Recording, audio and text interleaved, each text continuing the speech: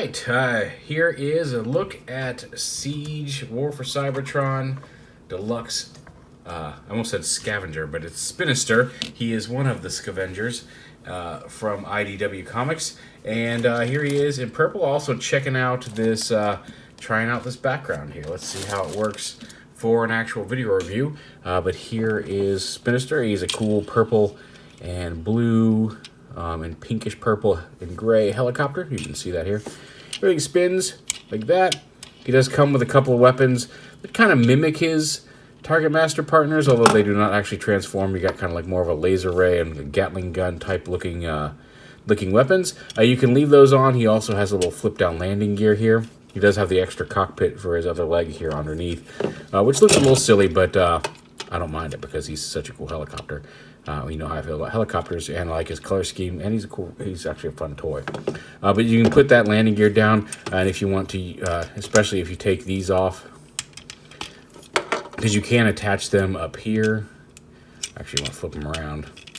If you want to put the weapons up here on the sides of the helicopter, you can do that, and then you'll use that landing gear to keep them a little bit more stable in helicopter mode, but you can do that. You can plug them in at pretty much any of the ports here. We'll take those off. You'll see they're hollow on the inside because they can, you can stack them like that. Either way, you plug that in there, you give them the double gun as if you were, like his old Target Masters again could do. But that's for robot mode. We'll go ahead and pop those off to the side. And to transform him, just pop his feet. There's a little tab here on the foot that goes into the arm. So loosen up the arms there. You can go ahead and fold the arms up to the side just to get them out of the way for the time being. The cockpit is this foot over here. And the main cockpit, you flip that down, and there is only one of the legs has the landing gear. So there is a specific cockpit that has to come in the front. Technically, the way it arranges, you can get them both in the position, but because of the way the feet tab in differently, this one is the specific one that goes in the front of the cockpit. And again, you can tell by the landing gear. To open that up, then you can pull the whole that down and around, bring the foot in, untab it. From that, you can see it's got a tab on the foot has a tab that pegs in here behind the ankle, but bring that into the leg like that. Bring the leg here, down and around, and kind of as you're opening it, you can bring it down a little bit and get that door open. Bring it down. And now it helps if you flip this hip piece all the way over. When transforming it just lets everything sit a little easier. It's not super clear in the instructions, but you can bring that down and let you rotate this all the way down and around so it's facing forward. Bring this leg down, and again, instead of close that, and instead of the tab being on the foot on this one, you can see it rotates around. You got to bring it around this way. It rotates a different way, and then it actually has a slot on the heel that tabs onto the thing. But bring that in like that. It's going to face this way, even though this is hollow. His chest is going to form. Go ahead and untab this, and then this whole assembly rotates in to form the chest, like this, and then this folds up to come up behind his head, like that, and then once you got that done, slide this up so this tab goes through the back here, and that's going to be just enough to, when you get this in the right position, fold this up into a V to fit in the slot. If this is wobbly, it doesn't lock in place. I mean, it'll lock in place, but it's not like a super solid lock enough to keep it up. But if you're having having issues getting that to stay, push this piece firmly against the back, because that tab that comes through is what's locking these up in place. Stand him up, untab his arms here, and bring him down. And there he is in robot mode. And he's super cool. He does have a ball joint on his head, which is a little limited, but he's got nice yellow eyes and a cool light blue face mask, dual hinge shoulders, bicep swivel. He does have dual hinge elbows, so a lot of posability there. He's got wrist swivel. You can kind of see it there. Has a waist swivel, dual hinge hips, thigh swivel, hinge knees a little past 90 degrees, front and back, as well as ankle tilt on the feet. So a lot of good posability on him. He's just like his color scheme is neat. He's a neat looking robot, a neat looking helicopter, and just a solid representation of the Siege line. Like here at the end, before we kick into Earthrise, they really just nailed one. I think I really like Spinister. I liked his character in the comics.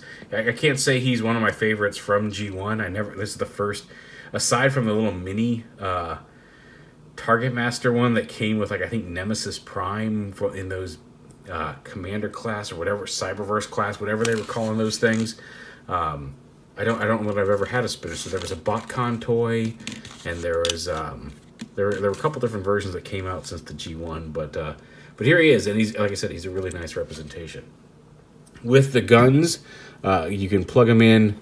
You can't push them all the way on because there's a ridge in this little ridge here for the gun hits the thing, but you can plug them on. Personally, I like to put them on this way, even though you can't plug them in as securely as if you'd flip them and use this peg, but then you don't have the hollow side facing out, and it looks like the little arm guns. Again, you can flip it around like that, and it plugs on a lot more securely, but then you can see the hollowness inside here, and it just looks better the other way. He can hold either one of them as regular weapons, and in either hand, as well as the fact, or on either side, you can plug the guns, did I do this wrong? Together, and make a dual gun that, again, can sit on his arm or be held in his hand as a weapon, and either one can be on top. It's entirely up to you how you want to do it. Personally, I think having the blue one on top looks a little better just because it gives him a little sparse. It brings some of the blue up from below his waist and makes it a little bit more distinct from his forearm. But it's up to you. Now, if you've got the Skywarp pack, Shroot is Hair Splitter, I believe, one of his Target Masters, and Singe is coming single packed. I do have Singe and Rung on the way, so when Singe gets here, we'll show him with both Target Masters. But for right now, here he is with the current Hair Splitter analog, Shroot from the Skywarp pack. But yeah, really great figure, really nicely done, and a good solid end here at the end of the Siege line before we kick into Earthrise. Don't have Astro Train yet. If I can get my hands on one, I may pick one up soonish, but don't currently have Astro Train, and I don't have him on the way from anywhere. But Spinister is very, I keep saying Scavenger because I'm about to shoot the Mixmaster video review, and I do have Scavenger on order, as well as the fact that he was a member of the Scavengers. But it's Spinister. He's a very cool robot, a very fun toy. He has been, I got him a couple days ago, and he's been in my work bag and coming with me, and if I go out somewhere like where I'm going to need something to entertain myself, he's been kind of tagging along. He's a lot of fun, and he's a good, solid figure. There is Spinister, and again, there's the new background. Let me know if you like it. For figures about this size, Voyager, maybe even some leader class figures will fit in here, just to give it something a little different. Deluxe class Spinister from Transformers War for Cybertron Siege. Thanks for watching. Hope you all had happy holidays, and looking forward to a good new year.